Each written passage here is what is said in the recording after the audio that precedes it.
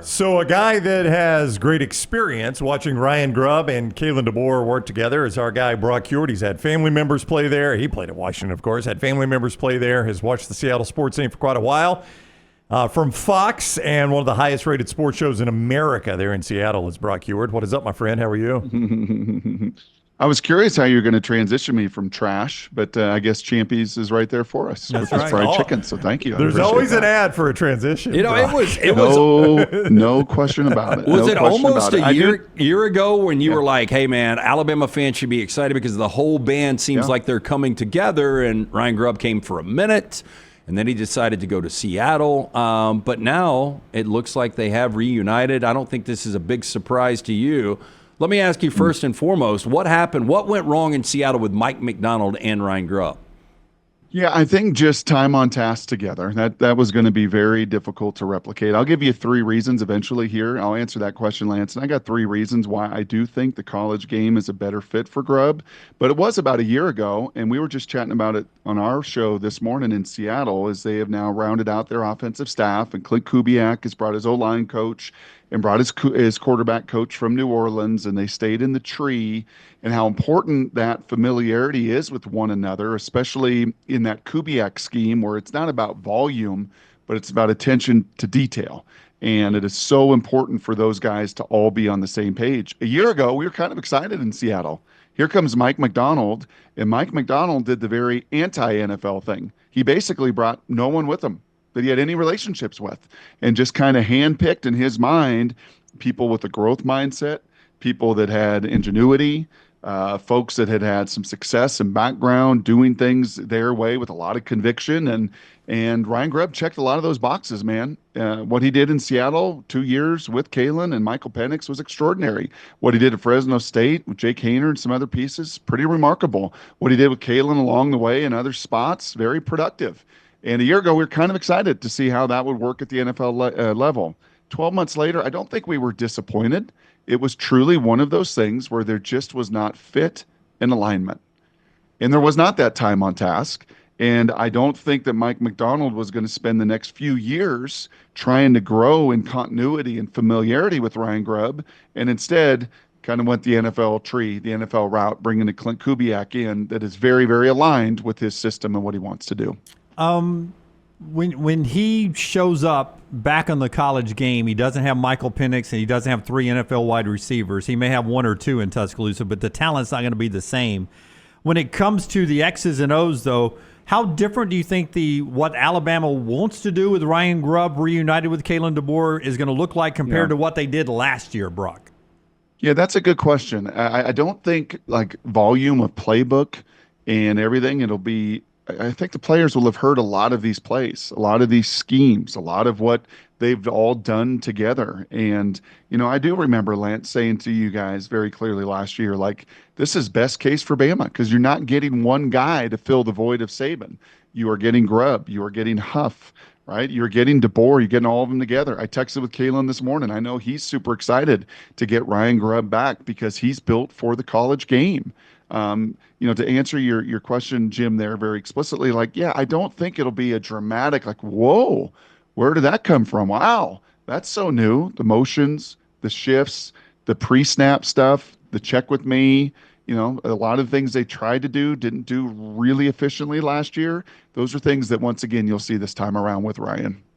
Brock Huard is with us from Fox Sports, and I would ask you, I think Seattle finished 28th in the league rushing, if I'm not mistaken, Brock, somewhere in there. Correct. How would you describe Ryan, in a perfect offense, Ryan Grubb and Kalen DeBoer's commitment to the run game? Yeah, I think in a perfect offense, it is what do we do best? How do we maximize that? And use all of our background together within our scheme to bring out what our guys do best. The NFL level is a little different because it's best on best everywhere, right? Yep. I mean, there just is not. I remember late in the season, even Ryan Grubb was speaking to this in Seattle. You don't, in the college game, you can find the weak prey. You can devour certain opponents on their personnel that are broken down. The NFL is not like that. NFL, everybody is good, and it's so much about trying to attack scheme. So I think with the with the Grubb and with Kalen now being back together, and just all of the confidence they have. When this news was announced, when Lance texted me yesterday with it, and the first play that came to my mind was the game I was on, an Apple Cup, a 4th down at their own 27, where Cam Ward was on the other side, and Wazoo had gained momentum, and they did not, want to punt the ball back with less than 2 minutes to play and put it in their defense's hands. So what do they call? They call like a reverse end around to Roma Dunze on 4th down at their own 27-yard line. And when I've asked both men about it, and Kalen in particular, I said, man, if I could have been in the headsets, because I was like Tony Romo for a rare occasion in the booth. I was just babbling, and I couldn't believe what I just saw. Like, how's that possible? How do you make that call in that moment with the playoffs on the line, the Heisman on the line, all these things, and you're going to call an end around reverse at your own 27? And Kalen's like, yeah, Brock, it was really not that hard. Right?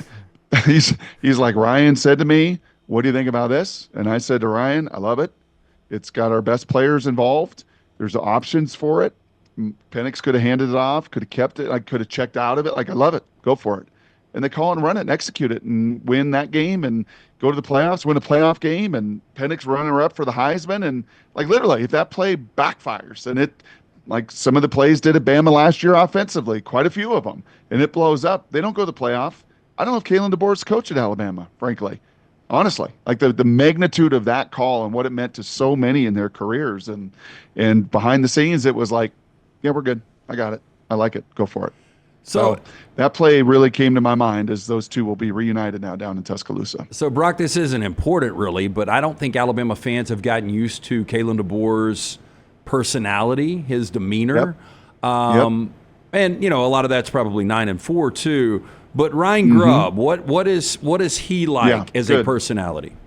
Yeah, Lance, I'm glad you bring that up, because here's my 3 reasons why Ryan Grubb is more suited for the college game in my mind than being around it for the last year in the NFL. Number 1, he's better suited when he is paired with the people he has familiarity with. That time on task, decades together, and the speed of trust that comes from that, number 1. Number 2, I think schematically, the defenses you see at the college game, everything that I just said about this scheme, picking apart the weakness and the prey and finding the weakest animal and devouring it, they've done it for decades and done it at a high level. And then thirdly, and most importantly, is the personality. I think that there was at times a challenge coaching 25 to 35-year-old men because you coach them differently with guaranteed contracts than you do 17 to 22-year-olds. Now, they're making a lot of money, and there's a lot of contracts those guys now sign in college too. But from a personality standpoint, he can be gruff, he can be challenging, he can have a conviction, and in some ways, he can play the bad cop to Kalen DeBoer's good cop. You guys have been around him. There's not a lot of bad cop in Kalen DeBoer, right? There's just, he is as salt of the earth as South Dakota as you're going to get. Ryan Grubb, he may have some of those same backgrounds and traveled some of the same paths, but he's got an ego to him.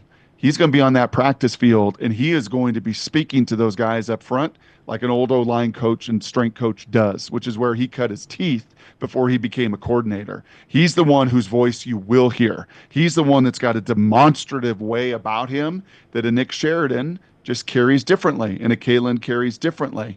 When Pete Carroll lost Ken Norton to the Raiders, like in 16-17, the Seahawks missed the absence of Ken Norton's bark. He was the bad cop to Pete's good cop on the field. I think you will feel an intensity, and you will feel a passion, and you will hear Ryan Grubb in ways that you may not have heard a coach last year on that offensive side. All right. Buying stock in more ass chewings at practice. That's okay, right. I've It's just going to done be that. up. It's going to be up. I've just done that. Okay, you've been a quarterback in a quarterback room before that's had a coaching change.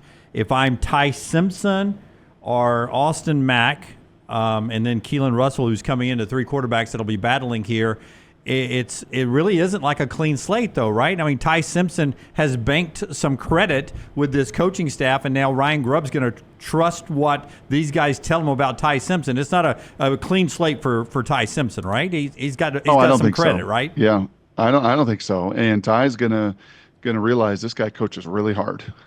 So, it's not just those O-linemen that he's barking at and he's chewing. He has a very, very high demand factor. A little different with the 35-year-old Geno Smith, but yeah, the way that he challenged that room I know that firsthand from my nephew being in that room with Michael Penix. He is unafraid to share his opinion. I think for him, this is a chance to go back to the college game where he flourished. And it wasn't as if Ryan Grubb took a big ego hit. They went 10-7. Geno threw for over 4,000 yards and 70% completion. JSN had a breakout year. They did a lot of things offensively pretty darn well, and they won 10 games. So this was not like an abject failure by any means with Ryan Grubb at the NFL level. I think this is just him going back to a sweet spot, and not surprisingly, it's with Kalen in Alabama. So more regular season wins next year, Seattle or Alabama? Oh, I think Seattle's in a pretty good spot. I think Seattle's going to fix some things up front, the way that defense played in the second half of last year. And, I think they won 10 last year. I don't know why they'd win less than 10. Is Bama going to win 10 regular season games next year? Hey, Vegas has got the total at 8.5. Can you imagine if DeBoer goes 8-4 in the regular season? I cannot, no. Yeah, I'll take Alabama in that bet. If you know anybody that makes a good bottle of wine, we can put a good bottle of wine on it. That sounds good. It's been too long. It's good to see you boys. And I think this is good news for Alabama. I can't imagine an Alabama fan that heard that news yesterday and went, oh, crap. I would imagine an Alabama fan said, good. Now I get to see the band, right, playing together again, right? Because those guys made some pretty good music for a lot of years together, and they'll get an opportunity to do so again. You see him on Fox at Seattle. Brock and Salk do one of the highest-rated sports radio shows in all of America on 710 Sports there. And he is a good friend of ours as well. Brock Huard, thank you for the time. Have a great week. Hopefully I'll see you in Birmingham, UFL, right around the corner. Yeah. Let us know when you're coming in. Yeah, you always got a spot here.